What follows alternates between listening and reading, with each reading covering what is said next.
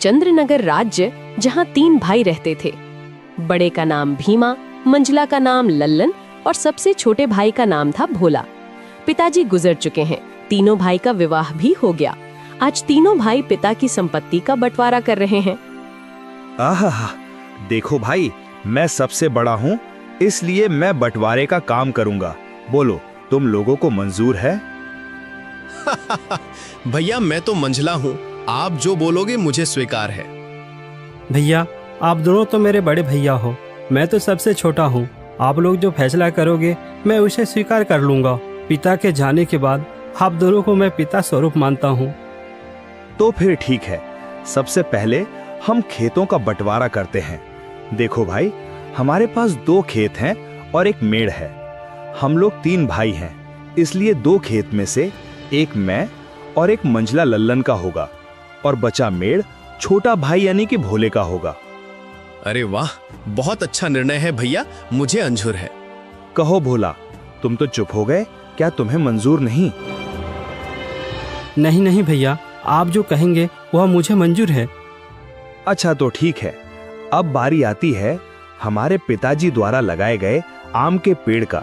चलो अब आम पेड़ के पास चलते हैं। अब तीनों भाई आम पेड़ के पास आते हैं। आम के पेड़ में 2 डाली है, दोनों डालियों में आम के फल लदे हुए हैं। देखो भाई, ये है आम का पेड़। अब इसका बंटवारा भी कर लेते हैं। देखो, इसमें 2 डाली है और एक जड़ है। इन 2 डाली में से एक डाली मेरा होगा और एक लल्लन का होगा और जड़ भोला का होगा। बहुत अच्छा भैया, ये फैसला भी मुझे मंजूर है।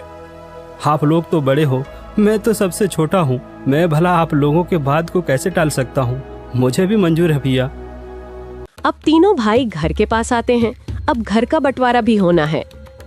तो फिर ठीक है, अब बारी आती है इस घर की। इस घर में 4 कमरे हैं और एक छत है।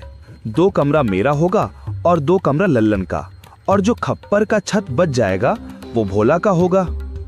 भीमा के इस फैसले से भोला बहुत दुखी हो जाता है। फिर भी बड़े भाई का फैसला मानकर वो कुछ नहीं कहता है। इस तरह घर का बंटवारा भी पूरा हो जाता है।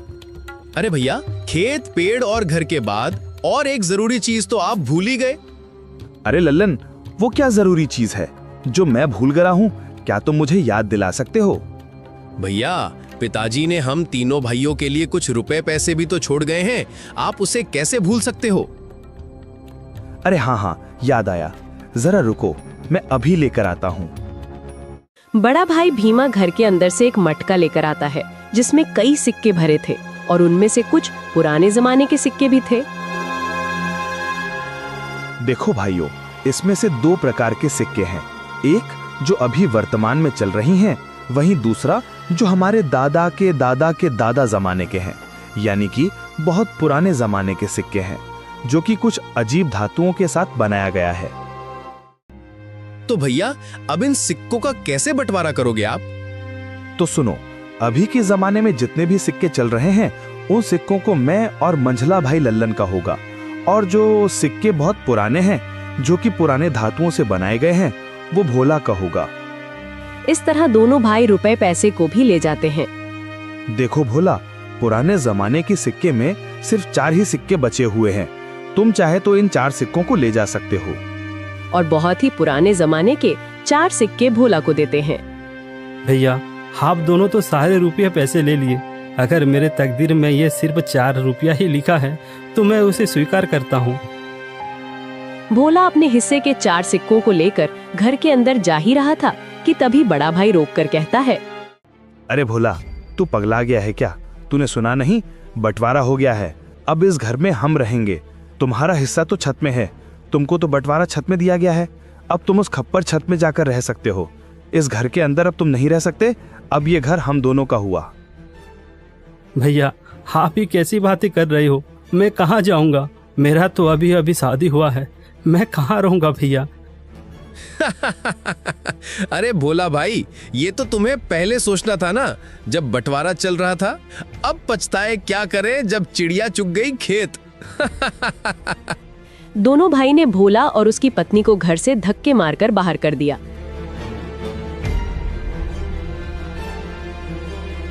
वहीं दोनों पति पत्नी गांव के तालाब किनारे अपनी एक छोटी सी कुटिया बनाकर रहने लगे।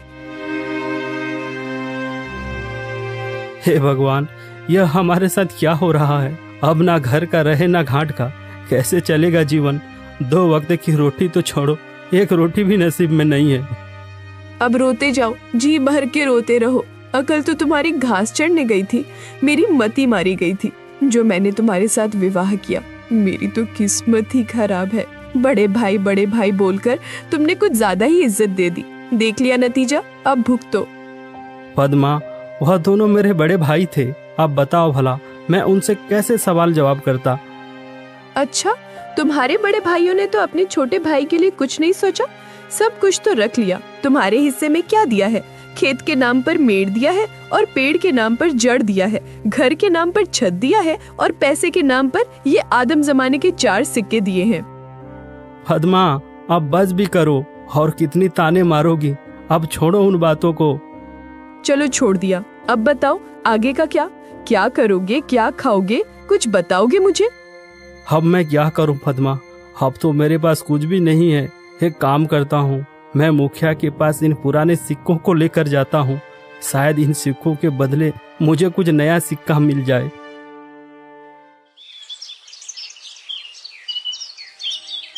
भोला बड़ी उम्मीदें के साथ उन 4 सिक्कों को लेकर मुखिया के पास जाता है।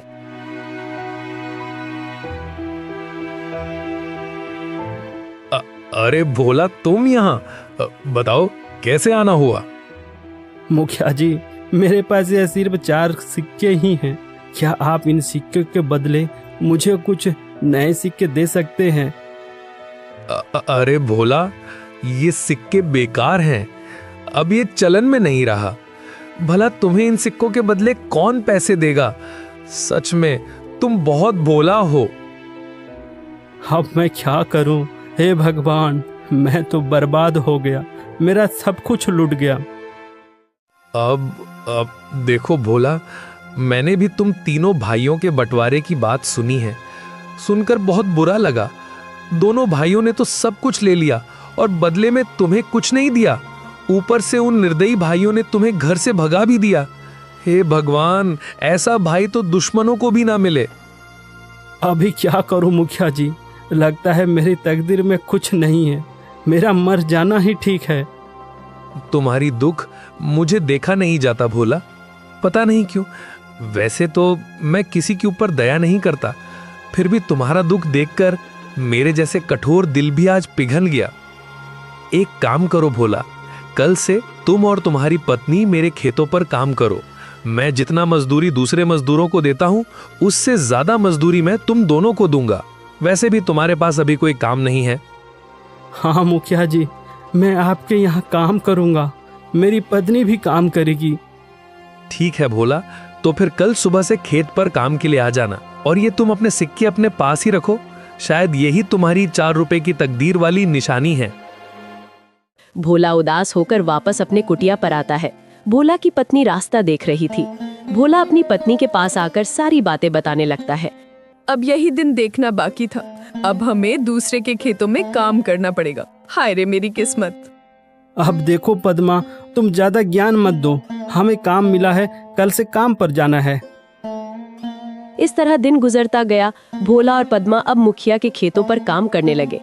रोजी रोटी का एक जरिया उन्हें मिल गया। खेतों पर फसल लहलहाने लगी। अरे भैया, इस साल तो हमारा फसल बहुत अच्छा हुआ है। हाँ भाई, इस साल तो बहुत ज्यादा फसल हुआ है। इस साल बहुत आमदनी होगा। अब चलो भैया, अब घर चलते हैं, कल सुबह फिर आएंगे।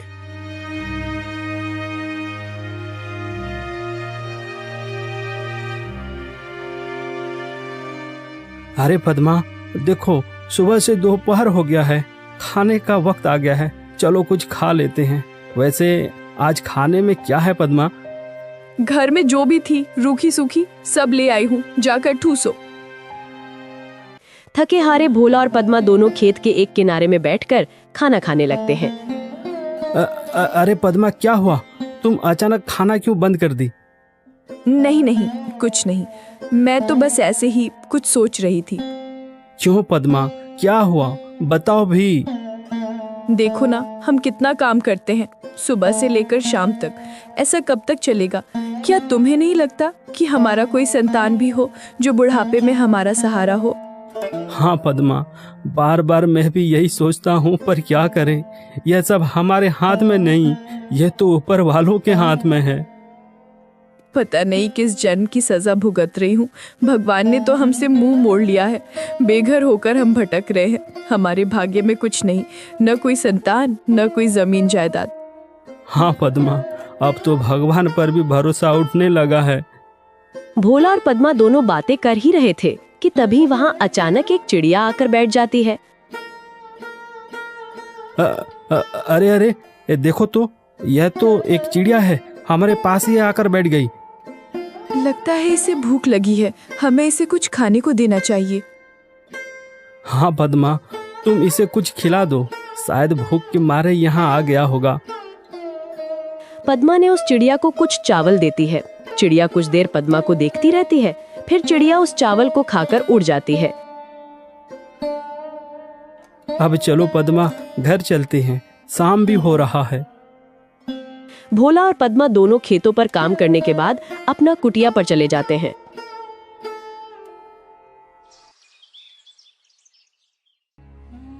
सुनिए भोला जी, ये फावड़ा उठाओ और मेरे साथ चलो। पर कहाँ? तुम फावड़ा लेकर कहाँ जाने की बातें कर रही हो? ज्यादा सवाल जवाब नहीं, मेरे साथ चलो, आज कुछ जरूरी काम करनी है। क्या? कोई जरूरी काम, वो भी इस वक्त, रात को? हाँ जी, आज हम वो काम करने जा रहे हैं जिसे आपको पहले ही कर लेना चाहिए था। पद्मा के कहने पर भोला फावड़ा उठाता है। दोनों पति पत्नी अपने उस खेत के मेड़ पर आते हैं जो उन्हें बंटवारे पर मिला था।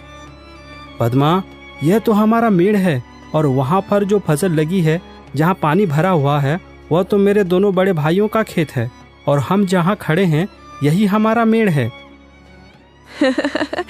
इसलिए तो मैं तुमको यहाँ लेकर आई हूँ बुद्धू। और सुनो, आप इस मेड़ को अभी के अभी तोड़ दो। ये क्या कह रही हो तुम? इससे तो मेरे दोनों भाइयों के पूरे फसल बर्बाद हो जाएगा। बिना मेड़ के भला खेती कैसे हो सकता है पद्मा? ये समस्या तुम्हारे भाइयों का है, तुम्हारा नहीं। हमारा मेड़ हमारी मर्जी, तोड़े या रखे। अरे वाह पद्मा वाह, मुझे पता नहीं था, तुम तो बड़ी होशियार हो, अब मुझे समझ में आ गया। इस तरह पद्मा और भोला ने खेत के सारे मेड़ को तोड़ दिया, जिससे खेतों से पानी भर गया और फसल बर्बाद हो गया।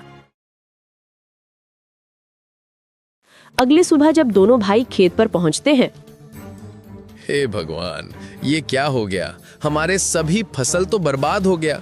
कितनी अच्छी फसल लगी थी, सोचा था इस साल सोने के गहने लूंगा, पर सपना ही रह गया।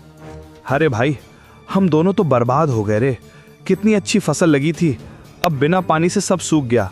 भला अब फसल कैसे होगी? अरे भैया, वो देखो, खेत का मेड़ को किसी ने तोड़ दिया है। जब मेड़ ही नहीं है तो खेत में पानी कहाँ रहेगा और हम सिंचाई कैसे करेंगे? जरूर ये काम भोला का होगा, जरूर उसने होशियारी की होगी। भीमा और लल्लन दोनों रोते हुए घर को आते हैं। घर आकर अपनी पत्नियों को सारी कहानी बताने लगते हैं। अरे ये क्या हो गया? देखो जी, मेरी बात सुनो। अगर फसल बर्बाद हो गया है तो कोई बात नहीं, हमारा आम का पेड़ तो है। हाँ, तुमने बिल्कुल सही कहा, पर अभी आम पकने को कम से कम 12 से 15 दिन और लगेगा। हाँ भैया, जब आम पक जाएंगे तो हम उसे बाजार ले जाकर अच्छे पैसे कमा सकते हैं। हाँ लल्लन, तुम बिल्कुल ठीक कह रहे हो। अब यही एक रास्ता बचा है, वरना हम सब भूखे मर जाएंगे।